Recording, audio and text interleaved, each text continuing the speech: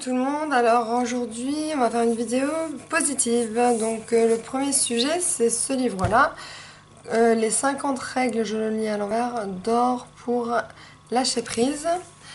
Donc j'ai mis des post-it comme vous pouvez voir. Je vais me dépêcher parce que je crois qu'il me reste pas beaucoup de temps.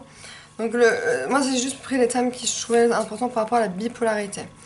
Donc inutile de se mettre de la pression. En effet, on se dit on a ça à faire et ça à faire et ça à faire. Mais on est maître de nous-mêmes, si on peut pas, on peut pas. Donc inutile de se mettre de la pression. Ensuite, cessez de vouloir être parfait. On se compare toujours aux autres, on veut toujours pouvoir faire comme les autres, on veut toujours...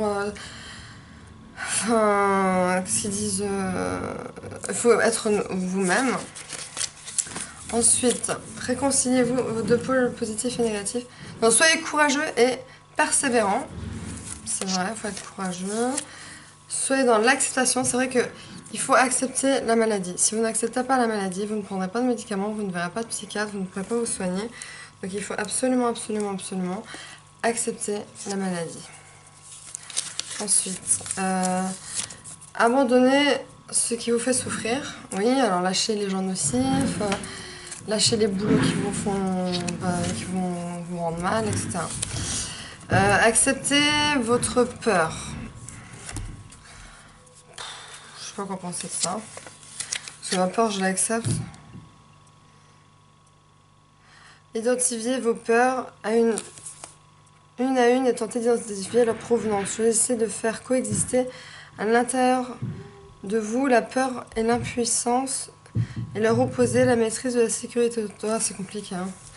En bref, il faut se confronter dans sa tête à ces peurs. Ayez de l'amour en vous, bien sûr. Trouver la paix intérieure, ça c'est vrai, ça veut dire que être zen. Et pour être zen, il faut prendre des médicaments qui nous vont bien et qui nous rendent zen. Ne ressassez pas, ça c'est impossible si on est en phase maniaque.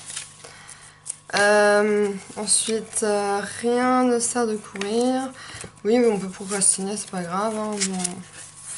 Vivez l'instant présent, ça j'ai déjà dit dans une autre vidéo, vivez à l'instant présent. Définissez et réalisez des objectifs précis. Oui, par exemple, on se dit demain je vais faire ça, ça, ça, donc du coup ça nous motive pour nous lever le lendemain et faire toutes ces choses. Gérez vos émotions, bon ça, voilà, c'est tout le but de la bipolarité. Hein. Créez-vous une nouvelle réalité. Ah oui, alors ça c'est bien. Là, on peut se réinventer à l'infini. Par exemple, moi, j'étais une salope quand j'allais dans une boîte de nuit connue à Strasbourg tous les week-ends parce que j'étais en crise maniaque.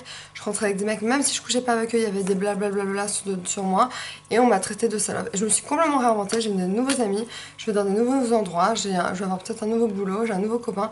Genre, il y a tout qui s'est renouvelé en 3 ans, je me suis complètement réinventée. Donc, créez-vous une nouvelle image si vous avez envie, si vous en avez marre de votre image. Voilà, tout renouveler. Et ensuite appliquer tout ce que vous avez appris. Donc ça c'est pour ce livre-là que vous pouvez acheter. Il est encore en librairie, je l'ai acheté assez récemment.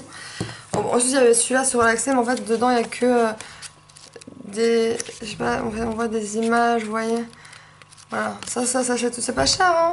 2,99 €. Voilà. Et ensuite je voulais vous montrer ça. Parce qu'en fait, moi c'est un peu bizarre en fait. Je défends pas les prisonniers.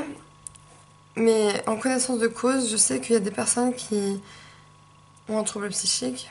Pas tous, pas tous les gens qui ont un trouble psychique sont des meurtriers, bien sûr, ou des harceleurs, ou je ne sais quoi. Mais effectivement, quand on a un trouble psychique lourd ou qu'on a une enfance malheureuse avec un traumatisme, bah, ça nous rend non seulement aigris. Avec une maladie mentale, ça fait pas bon ménage.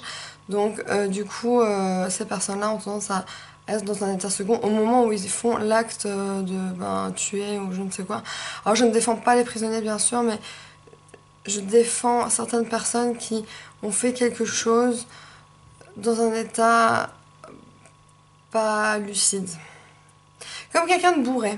Si quelqu'un de bourré se bat, il dit ah mais t'es bourré donc c'est normal. Donc je vais vous lire l'arrière du livre pour que vous compreniez. Quel lien en train d'y... J'arrive même pas à lire. entretiendrait le cerveau et la justice. Cette association, qui peut sembler au premier abord étrange, marque en réalité un phénomène se développant de plus en plus dans le monde, celui de l'intégration des données neuroscientifiques dans le champ judiciaire, voire juridique. L'évolution des connaissances sur le cerveau conduit à un renouvellement de la compréhension de l'homme, notamment dans ses capacités à décider et à agir. Par suite, ces éléments semblent à même de pouvoir éclairer les cas pratiques en face desquels les juges se trouvent confrontés. Décider de la culpabilité, de la responsabilité, de la dangerosité d'un individu. Si les exemples se multiplient, la réflexion va croissante également. Le cerveau peut-il légitimement être appelé à la barre du tribunal? Et c'est vrai, c'est injuste parce que il y avait ce monsieur en chaise roulante là qui a tué sa femme. Son cerveau a dû péter à ce moment-là et c'est... Je sais pas, sinon il y aurait personne en prison, mais je veux dire... je sais pas, moi je connais quelqu'un personnellement à qui je ne parle plus, son frère a fait de la prison. Et il est clairement malade, quoi. Enfin, quand je veux dire lent, malade, je veux dire lent, enfin... Et je ne nommerai pas ces personnes, surtout pas, hein.